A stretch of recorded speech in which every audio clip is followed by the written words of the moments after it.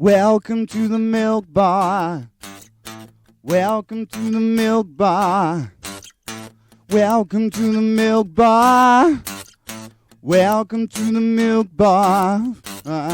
Welcome to the milk bar. Welcome along to episode 644 of the Milk Bar. Jason Forrest here with you as ever, and slightly different this week, in as much as we weren't all having a chat on a Sunday morning, which is when we usually record. Everyone was unavailable on Sunday morning, so what we did was I went to the zoo, Dudley Zoo, had a great time over there, and the Black Country Museum, thanks to the National Lottery Days Out. That was jolly good fun. And in the meantime, I've been spending the week catching up with loads of people about lots of great things. Peter Chand lets us know about a brilliant, spooky storytelling event coming up at the New Hampton Arts Centre on Halloween. You can find out what happened when I had a chat with Dave Hill, all about Slade's gig, which is in Birmingham in December. Also on top of that, Dr Dawn Harper will be along to let us know all about the vaccination programmes for both the flu and the COVID booster jabs available to the over 50s and the vulnerable, finding out from her what's going on there. And also, talking health, Paula Radcliffe MBE is along as we're finding out about Indy Health Week, which is going to be looking at the way in which independent health stores are helping people when it comes to their supplements and the like. And that's something that Paula used when she was doing her training in the early days. On top of that, we'll be finding out about how we apparently lose up to 700 hours sleep a year. And there's maybe a way around that one, so we'll be catching up on that one too. And we're talking mixology as well, and finding out how to recycle aluminium cans. That's all on the way on the show this week.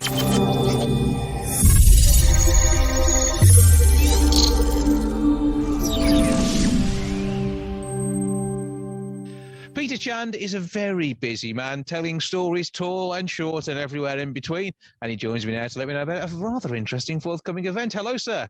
Hey, Jason, how are you? I'm good, and I hope we're finding you not too bad, because you're currently all wrapped up with a bit of a cold. Yeah. I've been in 3 schools and a community event this week so far, and I've picked up a bug from one of the from somebody in the audience. So it's not the nasty thing. You've tested for that.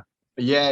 I've been testing for that regularly while I've been on the road. So it's a common cold, Jason. So yeah. Oh, there is nothing common about you, sir. But however, we've got some good events coming up. Tell me what's happening. Well, we've got something coming up on the 31st of October at the New Hampton Arts Centre, who've been really brilliant in supporting a new venture called Story Bazaar. And the idea, we've been talking sort of for a couple of years, the idea is to bring world-class storytelling to Wolverhampton, and I introduce a different storyteller sort of for each session. And a few months ago, we had the brilliant storyteller Jan Blake, who's from Jamaican background. And in October, the end of this month, it's a great storyteller called Kate Corkery, who's an Irish storyteller, Jason.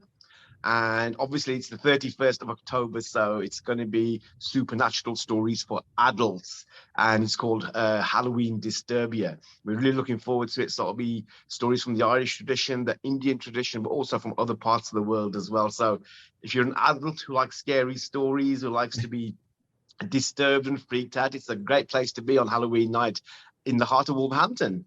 Yes, I mean, Halloween itself is very much a sort of a kind of Christian festival in some ways, because it's or at least the opposite of one, because it's before All Saints' Day in the Christian calendar. How does that work within the Indian culture? That is there an equivalent there too? That's a good question. There's not Halloween particularly an equivalent to it, but there's the god of death. There's lots of other sort of rituals around these kind of things as well. There's a lot of stories, superstitions, and lots of supernatural stories as well, Jason. Like, you've got these beautiful trees behind you there. I mean, that's in India. It's a common belief that sort of spirits inhabit trees. So they say you shouldn't pass a tree late at night. You don't hang around strange and peculiar trees in the evening, because you're likely to encounter a spirit, a ghost, a witch, or something like that. So there's lots of folklore and a heck of a lot of supernatural stories about ghosts and the supernatural in India, without a shadow of a doubt. And it's global, isn't it? All different aspects of religion and culture have got their ghost stories and tales which get told, sometimes to make sure they keep their kids in control, with a little bit of a scary tale to keep them there. But also, I think we enjoy being a little bit scared about what is essentially the unknown. Yeah, 100%. It's I was watching some of the BBC archives the other day on iPlayer, and there's a great interview, Jason, with Alfred Hitchcock, and it was in the 60s, and they're talking to him because he'd been making films then for about 30 odd years or something, and they said, "Oh, Mr. Hitchcock, do you think what scares people has changed in these modern days? You know, in the 1960s?" And he said a really interesting thing, which I totally agree with. He says, "You've got to understand," he says, "fears and the fear of the unknown particularly," says, "it all begins with childhood." He says it all begins with Little Red Riding Hood. And he's completely right. And that's what it is. Doesn't matter which culture you're from.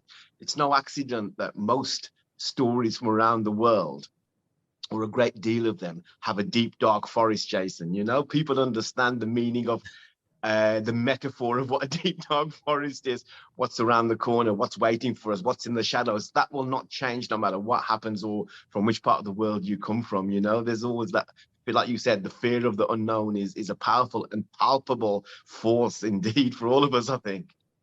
And I think we enjoy that even more these days because, yes, there is the unknown, but we've got some science to back things up. So there are some things, yes, to be a little bit afraid of, but equally, a lot of it, we can enjoy being a bit scared, but know that the big safe world is out there to take us away from it all too.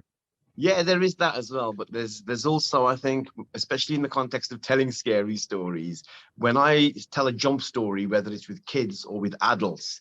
I mean, I did one yesterday in the school I was at, the Cotswolds, one of my favorite schools, a regular school. And it was the older kids, and they jumped. And the first thing they do is they jump and they scream, or they go, ah, it doesn't matter what age they are. And the second thing, that without a doubt, wherever you are in the world, with whatever age, the second thing you do is you laugh. Yeah, because it's the relief and the release of, you know what, we're still here, we got through this together. And that's why we've been telling stories, especially dark stories, to each other since we were first able to, because it's a collective thing. At the end of it, you know, we're still here, we made it through the other side. So that's a very, very important sort of aspect of telling scary stories in particular, that we're in it together, we faced it together, we came through the other side together, and you know what, we laughed at our own fears. And there's a lot to be said for that, I think.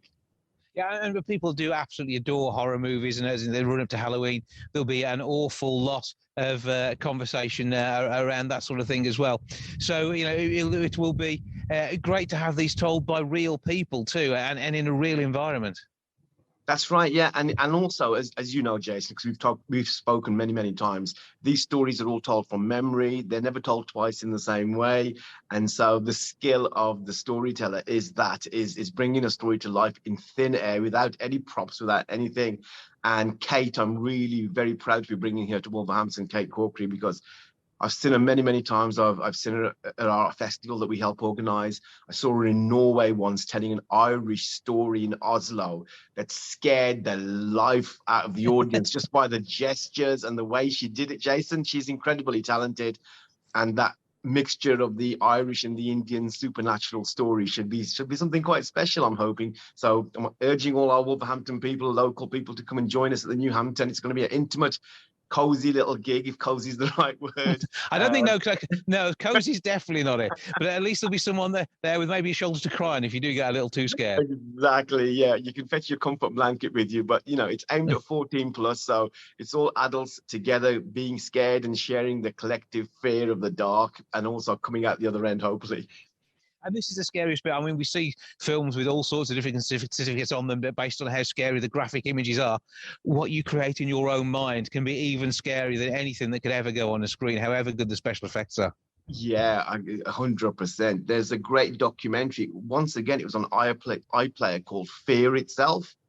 And it was based on sort of all the horror film tropes over the years, you know. And it's brilliant, a really great documentary. It was fascinating, the nature of editing, music, all that kind of stuff in horror films. Yeah. And they said one thing in there, and he said something like, you know, when you see something disturbing in a film, just for a flash, and he says sometimes when your brain is only given so much information, it conjures up the worst kind of thing that it can. And that's exactly what you're talking about, I think. It's like, it's that same thing, isn't it? When you can't see what's in the shadows or the darkness, that's when you imagine the worst of your nightmares and monsters. And that's, for a storyteller, that's the best place you want your audience to be. Absolutely.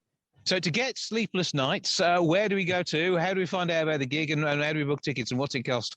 It's dead simple. It's I think they're £8 a ticket for adults, and it's basically going to the Newhampton Arts Centre, their website, and from there just go onto the What's On page, and you'll see Halloween Disturbia, and you'll see my mug there with a drum in my hand, and just click that link and you can get tickets. And like I said, it's not going to be a massive venue. It's quite intimate, so get your tickets before they run out, and we'd love to see you for a different kind of Halloween night. There won't be anything orange and black anywhere in sight, but there'll be lots of great ghost stories and lots of spookies goings on. So we look forward to welcoming you. So yeah, it's going to be an absolutely amazing night with the sound of things. I know that your storytelling skills are amazing, as are those of your colleagues. So anybody you select is going to be absolutely brilliant. We know that much. Peter, always good to speak to you. I look forward to the next event, and we shall talk again soon. But meanwhile, make sure you can let some people at least sleep a little bit at night after the big event on Halloween. Will do. Thanks ever so much, Jason. All the best.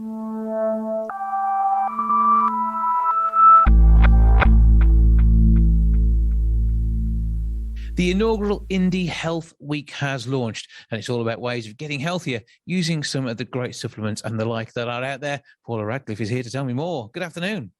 Good afternoon. Yeah, it's all about really just appreciating, isn't it, the independent health stores and what they do for the community. They do, and it is very easy to miss bits out of our diet. And with the help of the likes of supplements and the other advice that we can get from our independent health stores, we really can start to feel better and get on with so much more. Yeah, I think that's the key thing, is that this research that was powered by Viridian has shown that a lot of people will just go out and do a little bit of research online and maybe don't understand and appreciate the value and the services that independent health stores offer in terms of giving us that great advice, trustworthy advice on how we can make those changes to our diet, to our lifestyle, to our sleep, and just to generally start feeling better. It's a great place to go in and check out different types of foods as well as the supplement side of it as well, but in a form that we can harness the supplements in a natural form that our body can utilize to the full extent, and it's not kind of just wasting money.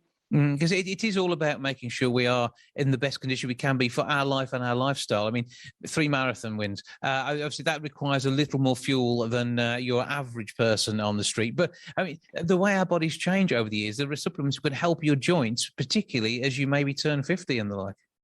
Absolutely. I think as we get older, our bodies need a little bit more support, need a little bit more time to recover from the training and from the sport that we do, and our immune systems maybe need a little bit more support as well. And some of those changes can be made by making those small changes in diet, by finding out maybe slight things that work better for us as we get older, and as we change different types of foods that we need to concentrate on, and maybe ones that we could have a lot more when we were younger that we have a little bit less as we get older. And in the same way, yeah, certain supplements can just support better through the male and female menopause, but also just helping joint health, which is what we all want to do, stay healthy and stay fit as we get older. Yeah, keep everything working and moving the way it should do, particularly if you've been wearing it out as well.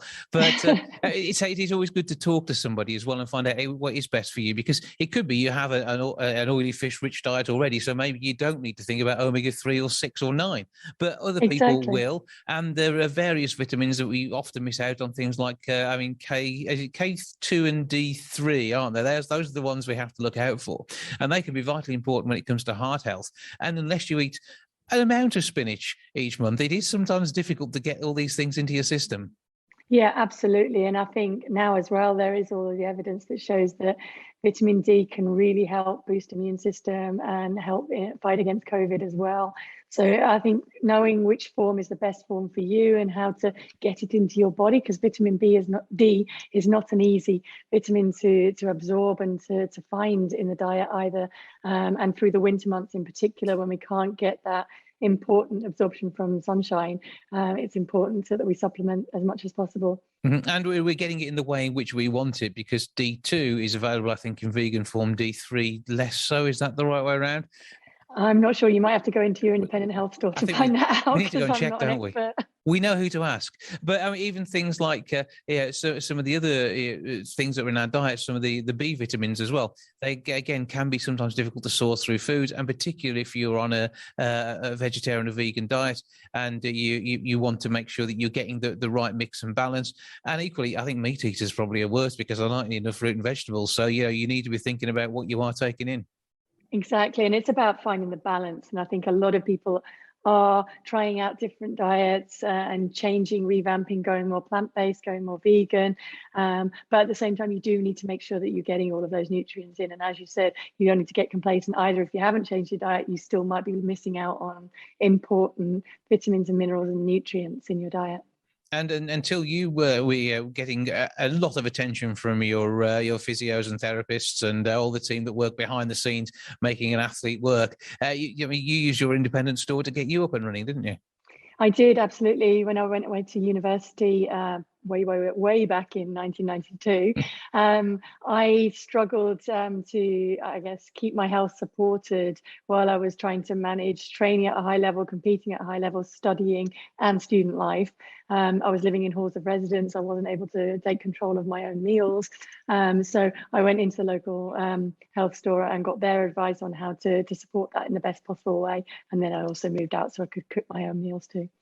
Yeah, and doing that, but also working alongside things. And there's lots of stuff that we don't get in our diet. So again, we're talking about joint health as well. There are things which we don't absorb as well as we do as we get older. So we maybe need more of things in our diets than we would normally get from what would ordinarily be a healthy, balanced meal. Yeah, absolutely. And also because of the soil poverty and changes that are going on in the environment and everything that we need to do to protect the environment there, the nutrients just aren't in our diet as much as they used to be in the foods that we're buying. So it is kind of looking and getting that advice on A, how can we do a bit more to protect the environment, but B, how can we add those nutrients that are now sadly missing from our diets. Well, Viridian Nutrition are working to bring Indy Health Week to the fore. So where do we go for more information? You can go to www.indyhealthweek.com, and there you can find out all about your Viridian Nutrition Foundations of Nutrition pack that's freely available. And what have you got going on at the moment? Anything exciting we need to know about?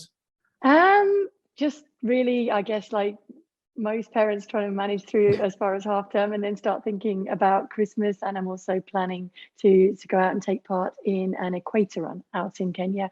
And we're going to be funding the first children's cancer hospital in sub-Saharan Africa. Well, obviously there's some great work there, and make sure you get your electrolytes. Pop down your Indy Health store and take some with you. I already have some. They gave me some last week. That sounds like a plan, Paula Radcliffe. Lovely speaking to you. Thank you for joining us. Thank you.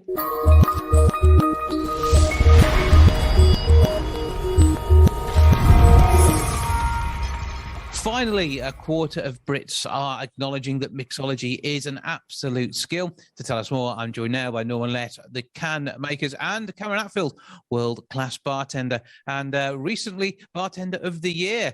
Good afternoon to you both. Good afternoon. Thanks for having me. So, we're talking about people having some amazing skills. Cameron, I know your customers, in particular at your new bar that you've set up, are going to be loving your skills when it comes to preparing a drink. And it is about part of the entertainment of making the drink at the same time as enjoying the fruits of your labours. Absolutely. I think that's one of the key elements when going into a bar, and it's not necessarily just about the drink. It's about the atmosphere, the music, and having a lot of entertainment. And that's what we see always, people sitting on the bar and enjoying it and watching essentially what goes into it. We're seeing a lot more, especially from the guests and consumers, a lot more sort of interaction and interest in what actually goes into the drinks. Who knows which one should be shaken and stirred? I assume that you have a great understanding of that. Well, I'd like to think so, yeah, hopefully. But especially if I look back now at the beginning, I was very kind of unsteady legs, and it's just the more you kind of look into it, the more you learn and the more you research, essentially. But yeah, to your average consumer, it can seem very, very daunting. Yeah, particularly when it comes to knowing what the right measures to put in there are. And there's those who remember gills as the unit of measure, but actually it's all been 25 mil since about the 90s. So, it is confusing when it comes to getting those drinks tasting right.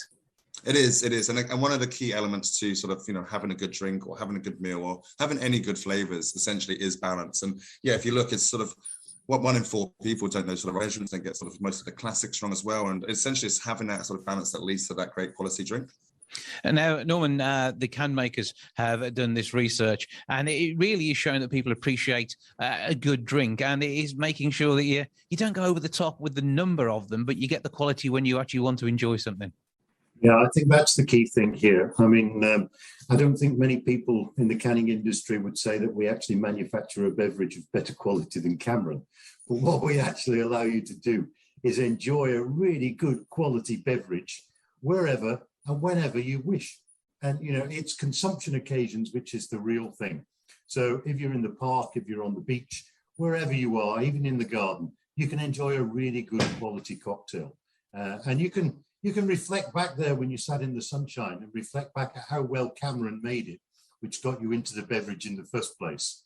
And then you can think, yeah, this is not bad. Yeah, life gets a little easier and a little better with something like that, doesn't it? Yeah, because when we try and do these things at home, we often get it wrong. And again, Cameron, which sort of drinks have you had people come to you and say, oh, I'd love one of these, but actually that's so much better than I could ever make it myself?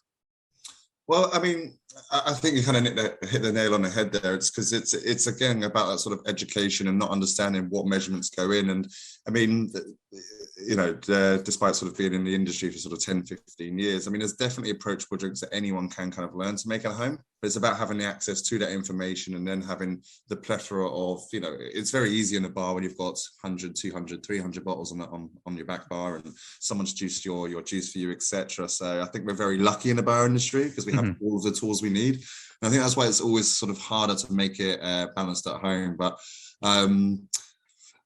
yeah, I'd like to think sort of the quality of drinks in the bar is you know, is all about sort of the setting, etc. It's made fresh right in front of you as well. But I mean, yeah, I think the best thing about cans is you get that same quality and consistency because a lot of these recipes and a lot of the canned cocktails have been helped develop by people in the industry as well. So I think the closest thing you can get to good cocktails at home is sort of having them in cans. But yeah, essentially, you know, without trying to plug myself, I think that, yeah, I can make some great drinks. Yeah, go out, enjoy Cameron's drinks. We'll talk about what your bar is if you fancied a bit of tourism for this sort of thing a bit later on. But so if you are going to enjoy it at home, so just people are sitting back in the garden, they're chilling out, and then it's about getting the right drink for the right occasion. I mean, you can definitely, you know, there's a plethora of drinks out there. You're seeing more and more in supermarkets. The variety is great. And like you said, it's just matching that drink to the occasion. And Norman, what is happening? Where are people drinking these drinks? So I think the survey gave us a few clues on that too, didn't it?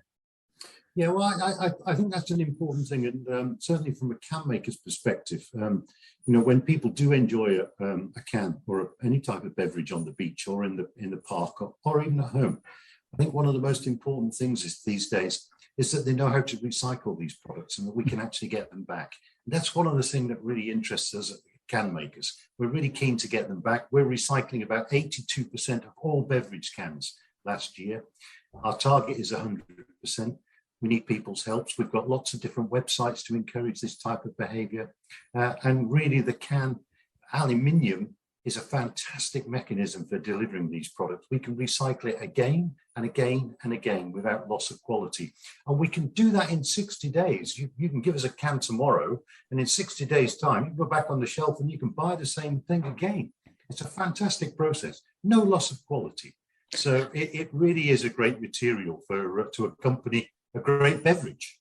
Absolutely. So where can we go for more information on the work that you do at the Can Makers? Well, the work that we do at the Can Makers, we actually have our own website. So look up Can Makers. And if you want some more environmental information in terms of how to recycle your cans and the whole process around recycling cans, then we've got Every Can Counts, or you could even go onto the Trade Association website, ALUPRO, ALUPRO. So enjoy a drink in a sensible way. Obviously, always checking what the local guidelines are if you want to drink in the park, as it will not be allowed in some areas. And we don't want stealth cans out there either. Thank you very much. Well, you can have alcohol-free beverages. Oh, absolutely. They come in a can as well. They do. Some wonderful things in cans that we can enjoy. But Cameron, you also recycle your glasses by washing them after people have used them. So where can we go to be environmentally friendly and enjoy a drink with you? So exactly. So I mean, I'm actually in the process of currently opening a new place. So it's a very sort of sustainable led, you know, zero waste, flavor focused bar. We're going to be opening out in Richmond, in London. The bar's going to be called Chalk. If you're down there, come for a drink and come say hello and try some tasty beverages. And there's always sort of, like further websites for cocktail information, or you can always follow me on Instagram, Cameron Atfield. So basically, we can come and see a celebrity mixologist doing his thing in his own bar, Bartender of the Year 2019. This will be a treat, well worth the journey. But make sure you offset any carbon you use by recycling your cans when you're drinking at home as well. I think that sounds like a very good way of doing it. For now, Cameron Atfield, bartender and mixologist, and also Norman Lett from the Can Makers. Thank you both for joining us. Thank you for having me. Jason.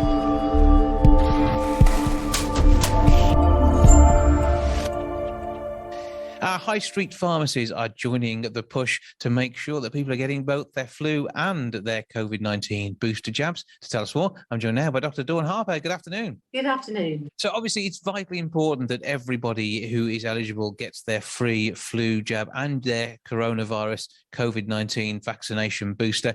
So many people have already taken up these things. The flu jab is open to more people than ever, free of charge before. So it's all good news on protecting ourselves. And it's really important that if you are offered either of these jabs, that you take up that appointment. One of the things that we know about viruses is that once the weather gets colder and we start moving indoors, they have a much greater ability to circulate and transmit. And that goes for both flu and coronavirus. And of course, as we are heading inside now, we have got this double whammy. So we know that the coronavirus vaccine is, let's be honest, has been effective at protecting us and allowing us to have more freedoms and get back to some semblance of normality. But we also know that that protection starts to wane off after about 6 months. So really important that we accept our booster vaccines. And there'll be a number of ways. As soon as you're invited, you may be able to book it in a coronavirus vaccination centre. I had mine last weekend in our local cottage hospital. You may be able to go to a chemist, and we have Boots, Asda and Lloyd's, so there's big high street names who are getting behind this campaign. Or we are also running COVID and flu vaccination clinics in GP surgery. So there's plenty of opportunity to get that vaccine. Please do, as soon as you get your appointment, book that in. And if you haven't heard within a few weeks of your sort of 6 months deadline, so if you know that you had your second jab 6 months and a couple of weeks ago, then please do go online or go to 119 and try to book your vaccine there, because the more people we can get protected, the more obviously we look after ourselves, we look after our community, and we also look after our NHS.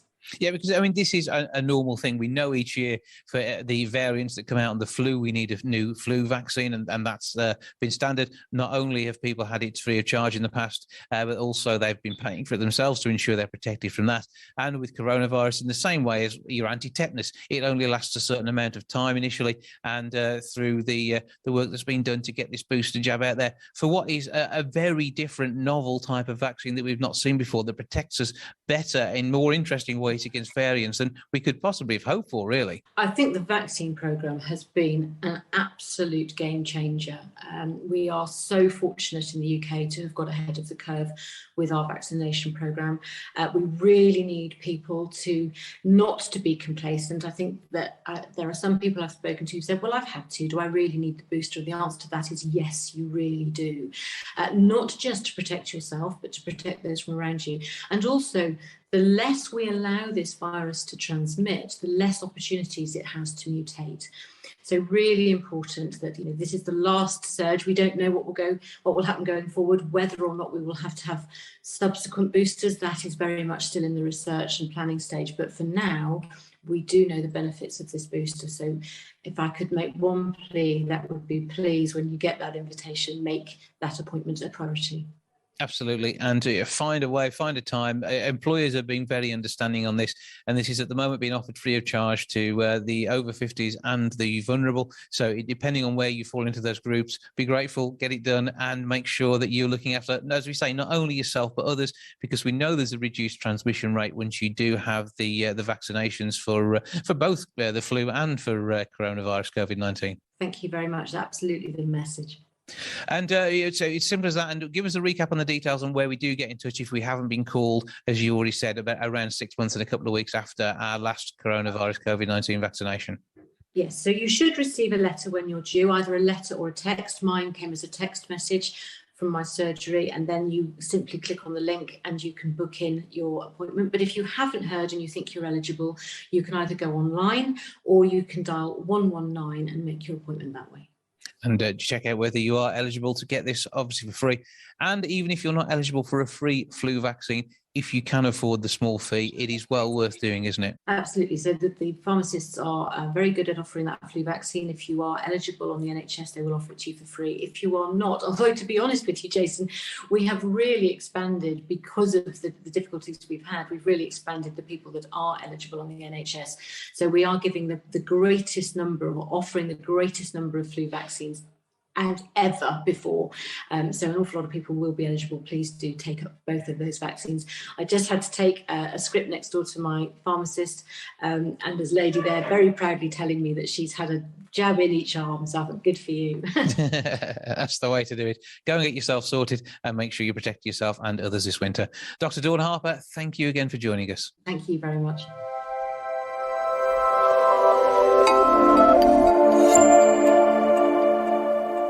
Slade are back on the road.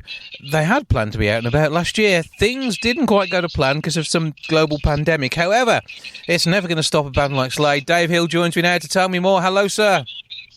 Hello, mate. Yes, well, it didn't quite work out, but, things do change, don't they? Yeah, but it wouldn't be the first time there'd been a rearranged date in your career based on the number of years you guys have been performing. But it'd be great to have you back at the Birmingham Asylum in December. Yeah, well, it will. Well, yeah, I'm looking forward to it. I mean, I miss playing like every other band is playing. I mean, obviously things go according to plan, but I'm certainly looking forward to getting back in December. So it's going to be an awesome Christmas gig, Saturday the 18th of December, and obviously yourself leading the lineup. That's right, definitely. I mean, well, I mean, I've already done a few shows already this year. I mean, obviously we had to wait until we could get back on the road, so I've had a feeling for it. But it's not easy when you've been away from it so long, because all of a sudden you've been in this bubble, and I'm sure you have. You know, especially the entertainment world has been totally affected by theatres closing down and not being able to go abroad and all the normal places. Because I mean, I quite like the journey. I don't mind getting on a plane and going somewhere, because by the time you get there, you the reward is playing live, isn't it? That's what you have. A musician travels; he doesn't sit at home doing nothing. So I think really, because I was at home, I had to find other things to do, which I most certainly did do, to actually find other ways of coping.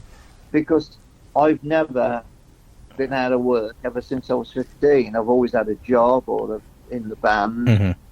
I mean, I turned professional when I was 18, and I've been playing ever since I've been 18, and now I'm 75. So you can imagine how long and all the years I've put into performing. But that's paid off, because I love what I do.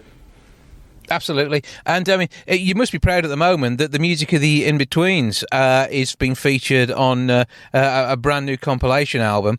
And Once Upon a Time in the West Midlands looks at that Brum rock era and all those great bands who were sort of emerging the same time as yourselves. Yes, they were. Yeah. Well, of course, we knew Robert Plant, we knew Jeff Lynne, we knew all these people, and there were lots of bands emerging, as you say, at the same time. They were in different bands, of course. Robert Plant was in a band called Listen, and then Jeff Lynne was in another band. But we knew these people. We knew the early stages of Sabbath. We knew. See, a lot of these people we either played in Birmingham or they were all around us. And then, of course, we did do some recordings, In-Betweens and things like that. The first album I think we made as the In-Betweens was in London, I mean, that was good. We met somebody who would lead to somebody, and that's how we really started to get our foothold in London, by going down there to record. But some of those early tracks, they're much loved by fans. And it's music which lives on, and you may be not performing that stuff live quite as often these days, but certainly when you're producing the hits of Slade and bringing those on. I mean, how many number ones was it? Because there are just so many tracks that hit the top of the charts. Well, I think we probably had 30 odd hits in total. But I think you also got to look at the fact that the number ones. I mean, in England alone, we had 6 number ones, right? That's how many we had. But we had a lot of number 2s as well, and number 3s. In the rest of the world, we probably had more number ones. Sometimes that can happen. You know, say Denmark, I think we might have had about 10 number ones. It's different in different countries, you see. But the most the impact of the number ones in Britain affected the rest of the world. And I think in Australia, we had the top 3 in the charts, right? So we were number 1 with one of our songs, number 2 with another one of our songs, and number 3 with another one of our songs. It's a bit like the Beatles when they had 1, 2, and 3 right at the top of the charts. And we had an album called Slade Alive out in Australia, which sold more copies than Sgt. Pepper. So you can imagine how big we were. Well, yeah, and my dad's got a copy of Matchstalk Men, and there's all of these things which, in some cases, the vinyl will be hiding in people's collections. Yet you are liberating this music and bringing it to life again once more on stage. Well, that's right. That's what we're doing, is bringing it to life to all the fans. I mean, last year, I don't know if you're aware, we had an album called Come and Feel the Hits. Did you know about that? I didn't see that. I wonder where my press release was on that, because that sounds like good fun. Well, it was 40 tracks, right? Amazing value, and it got to number 8 in the national chart. I'm surprised you didn't know about that. But I managed to miss out that. But I mean, this is the sort of thing, though. I mean, and it shows again the size of the fan base, that this music is being picked up, and it's being picked up by generation after generation as well, isn't it? Yeah, it is, because generation after generation is that they've either grown up in a household where their parents have played the songs, but sometimes they just hear word of mouth. I mean, some people might check you out because of the Christmas song. Somebody might say, really young, oh, that Christmas song, and somebody might say, oh, you want to hear all the other number ones they did? I mean, we had so many number ones, as you know. But having 30-odd hit singles, I mean, we could do a 2-hour show, and we're still doing hit records. And I don't think there's many bands that can do that. There's not many bands that can start off with a couple of number ones like I can, and then move through the act, and they're still playing hit records. And I think at the end, it's the way in which you perform them as well, because, I mean, you have the quality, the performance there, and your backing lineup these days. Obviously, these things have changed over the years. It happens to every band, but you've still got that quality, which is what counts. Quality is what counts, and if you don't love what you do, you won't have the quality. But I happen to love what I do. I never get tired of playing great records. Why should I? Because I'm part of the recording. It's part of me that's on it, and I have great memories of how we made them. The thing about our records is that you don't ever tire of playing them. Great songs were great then, and they're still great now. And when it comes down to the stage, acts and outfits, I think, have you calmed it down a little bit, or will we still see a lot of bright colours out there? I wouldn't say I calmed it down. I'd say that we were a very, very good act to watch. We don't need fancy light shows. It's all to do with us performing. Most certainly, you don't stand still when you're playing Slade songs on stage. You know, I've always moved around. Usually climbing some boxes or just standing high and tall somewhere. I've always moved around the stage. I've always sweated like a nightclub. It's full of people, you know, and it's just red hot. I've always liked the adrenaline experience of sweating, playing. It takes you back to when you first started, you know, just exactly how it was. Although I do massive arenas now abroad, it doesn't matter where I play. It really doesn't, because it's all about people, whether it's a club, sweaty club, or 16,000 people. Invariably, I play a lot of those shows abroad with other bands, massive crowds. I still love the small clubs because you can see the people more so. But the thing about our songs is that even if they can't see you from a distance, they know what they're hearing and they join in. And Slade is a hand-clapping, sing-along band, you know, and that's how we started. And that's what we wanted to do. The clothes, the image, the hairstyles, the glitter. It was a very, very special time, the 70s. You'll never see anything like it again, because the need or the time has changed now in the way we receive music and the way other things have taken over us, such as computers and things like that, and iPhones. But years ago, there was none of that. So back in the 70s, people bought records.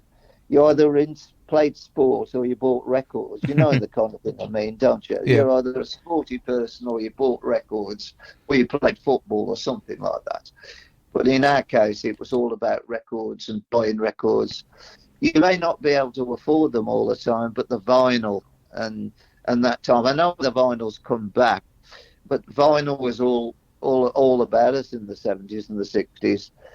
And people had huge albums which they could pin on the wall, because you had a whacking great picture on it and a book sleeve on it. Mm-hmm. There was so much value in vinyl, and I couldn't understand why it's become popular again.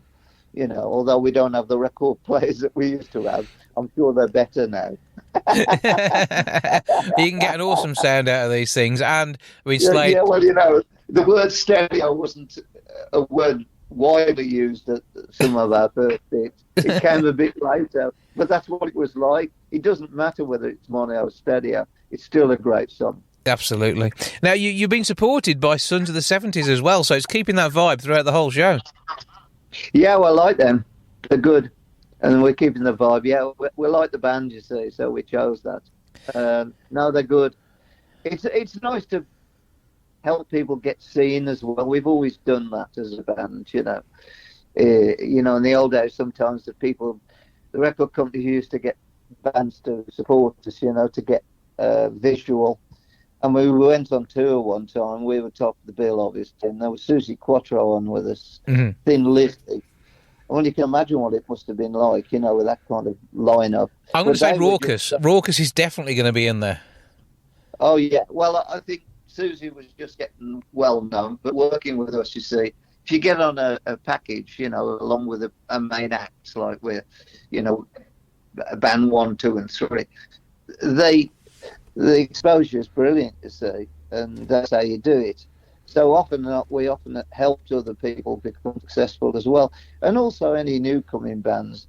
I mean, in the old days, obviously, we used to play with a lot of bands that made it anyway in different configurations, because people left bands, joined another band, and you go, "Oh, weren't you in so and so?" "Oh, yeah, but I joined this."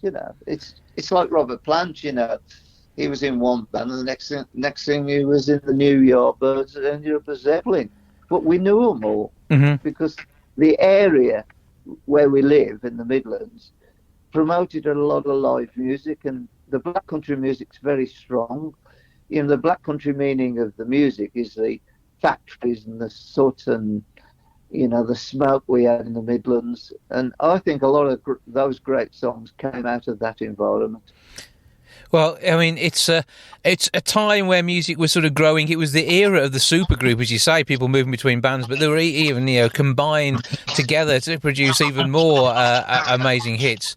Your work, again, stands out like no other. Slade are adored across the globe, and I know that these gigs are going to be just absolute go-to events. Saturday, the 18th of December is the closest one. That is at the Birmingham Asylum. You are playing all over the UK and beyond. Absolutely. Full details of the whole tour, slade.uk.com. You can be found on Facebook as well as official Slade band. And that must be fun doing the socials, because you must get great interaction with your audience there. Oh, yeah, definitely. Well, I mean, travelling up and down the country with Cardiff, Southampton, Reading, London, Norwich, Leeds, Birmingham, Manchester, Holmfirth, Bury St Edmunds, Newcastle upon Tyne, Academy. Those are all the gigs that should be great fun on this tour, because that's what we're doing, Plus also, I'm doing this glam book about my clothes, because there's a great interest in me making a special book of all my clothes. And they got hold of the designers that designed my clothes, because they used to live in Bilston. That's amazing, isn't it? And I've been approached to do this book, and I've always wanted to do something about the clothes because that's also extremely special. Because a lot of things is about, it's not just the great records you made, it's also about, selling them, actually having the front to, you can sometimes promote something. You can go on top of the pops, but if you don't look right, sometimes the record can drop. But if you look great and you go on with a great song, well, you've got such a chance of making a big hit record. And that's what I believed in, write them and sell them. And that's what Slade are all about. Having a history of great songs, having a history of a look, having something worldwide that's remembered is very, very important in the life of this band. And it's a very special time. People often say to me, wasn't it great growing up in the 70s? And I really appreciate that comment because it was a great time. But it was also colour, as colour television came into being, which means everything you wore coloured was not in black and white anymore. So it suddenly exploded on the screen. That all helped my clothes because people were going, wow, that looks great, doesn't it? And of course, Top of the Pops was the most important show. You've got Radio 1 and Top of the Pops. So the most important two things to have in our country. Well, the important thing now is we go along and see you, as I say, Birmingham Asylum, 18th of December, tickets via Ticket Tech, and you can have an awesome time at Amazing Gig. Dave, it's always a pleasure to speak to you. I'm so looking forward to trying to get along to that show as well, and I'm hoping we're going to see an absolutely brilliant night with all the fans coming together to listen to some truly awesome music. Well, Jason, it's lovely talking to you, mate, and hopefully I will see you. I mean, let's look forward to a better future. I hope we have a better Christmas. Obviously, better days ahead, Well, I'll start to travel abroad again and go to all the countries which love us so much, And I miss the bands we work with, Sweet and all them are out there as well, And we all link up together and just because it's all about the music. Everything's about the music and the look. And as I say, I've done the solo album now. I've got 3 albums at home I've written, so I've got that I'm working on, so to keep things cooking, and eventually that'll lead to other things I hope for me. But for now, it's all about Slade and what I love and passionate about. And we love you for it too. Dave Hill, thanks for joining us. Thank you, Jason.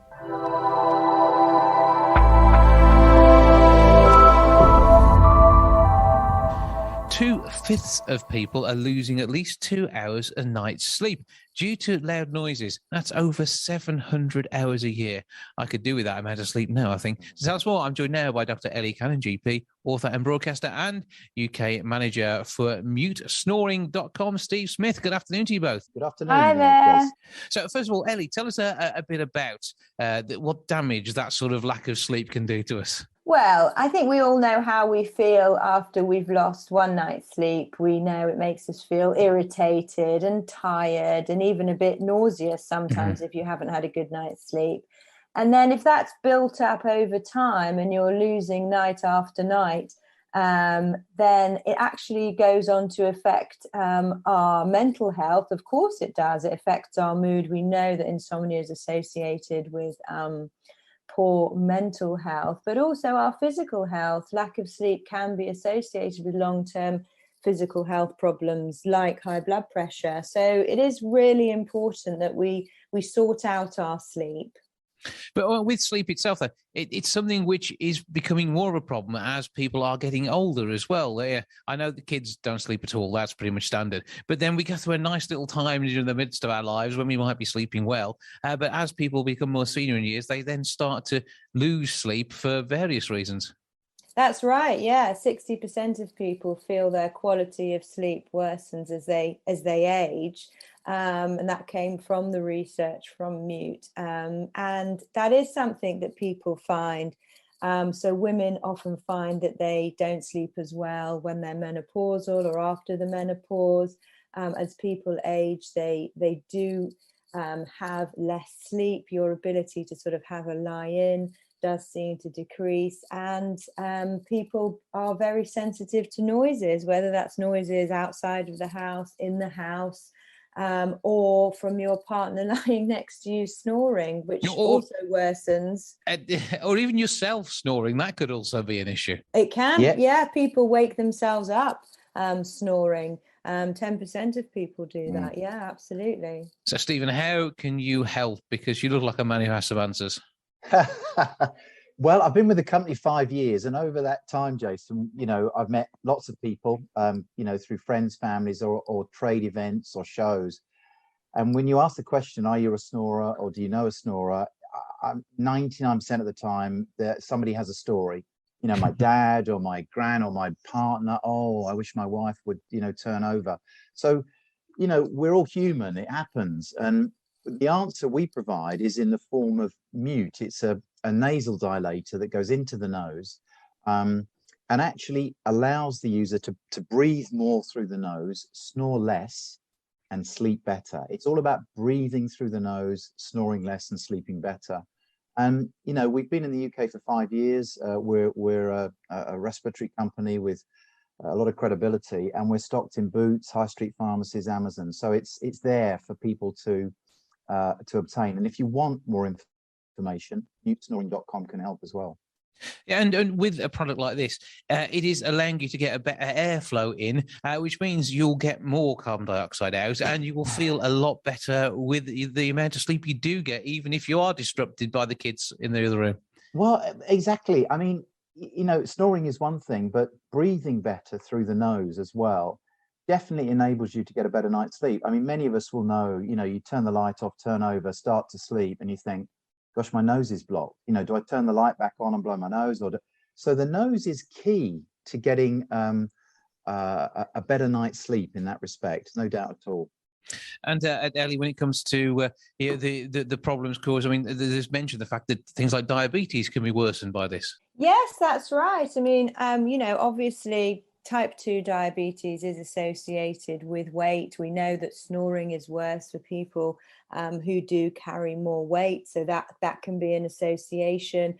But actually, when you look at data, people who don't sleep as well, their long-term chronic health conditions like high blood pressure, like type 2 diabetes, tend to be less well managed. Now, that may be somebody's not sleeping very well. They're not therefore looking after themselves very well in the daytime. Well, there could be, a number of factors relating to that, but there certainly is that association.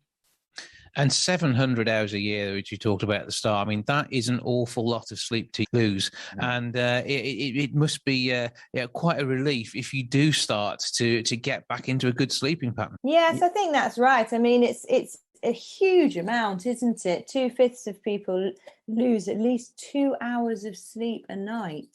And I mean, that's just exhausting, really. And absolutely, people feel very, very different mentally and physically once they start to sleep properly. And Stephen, have you calculated how many sheep that could be counted during that time? I haven't actually, but I'll work on that and come back to you. But the other fact, I mean, talking about, losing sleep, you're often laying there as well and often listening to your partner. The survey said that 25% of us, and that was the biggest on the list, it was snoring that was keeping them awake, followed by wind and rain, etc. But one of the other factors in all of this is relationships, because it's not easy to talk to your partner sometimes about the fact that he or she is, snoring so loudly. And we encourage people to make a start with that. And there are things out there that can help. I mean, obviously, Ellie's mentioned lifestyle changes, and they are key, of course. But other things like the mute that we offer can also bring gentle relief as well. So do try and discuss it. We know that 50% of people from our survey don't want to confront their partner, but if you can, it could save your relationship. Oh, Christmas is on the way. It could be a special gift. Rhino Med, the company behind it, are also looking at other advantages to this system as well, aren't they? Yeah, I mean, we're an Australian company, leaders in nasal respiratory technology. We also produce a product for sports performance called Turbine, and also long term, we're looking at medication through the nose. So, for example, mental tipped devices that might aid cold recovery and things like that. So we do look into those things, and we hope and plan to bring those things to the market. And I suppose there's a mucous membrane there, so it's a route into the body. Exactly. I mean, you've said it, and we often think of our nose mainly as something that's used for smell, and it's primarily two things. It's to gain your sense of smell, but it's also a filter to bring in oxygen, and it's the way we should breathe. And at night, we should be breathing through our nose, both in and out, and keeping our mouth closed. Yeah, otherwise your tongue dries out and we don't even want to go there, because having fallen asleep on a plane with my mouth open at a funny angle, I know that is not pleasant. Well, let's make sure we are nose breathing at night. Well, exactly. I mean, a lot of people have said they will avoid public transport for fear of nodding off and snoring next to their partner who they don't know. So yeah, it's a worry. Yeah. So once again, where can we go for more information? So start with mutesnoring.com, and then in the UK, we sell the product via Boots, boots.com, Amazon, and any good high street pharmacy. And Ellie, where can we find you? Because you're all over the socials, aren't you? I am, yes. Come and find me on Twitter, where I'm normally talking about all sorts of things, from baking to COVID. Dr_Ellie on Twitter. Okay, if you do make a shape in a cake in the shape of the COVID virus, then that may put people off. But other than that, I think food and health, they all do link together quite nicely. And baking is part of a good balanced diet. That's the way we like it. For now, Dr. Ellie Cannon and also Steve Smith, thank you both for joining us. Pleasure. Thanks, Jason. Thank you.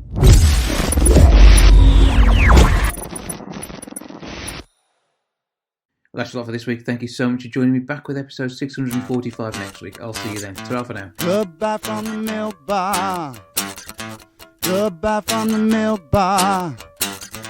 Goodbye from the milk bar. Goodbye from the milk bar. Yeah. Goodbye from the milk bar. Yeah.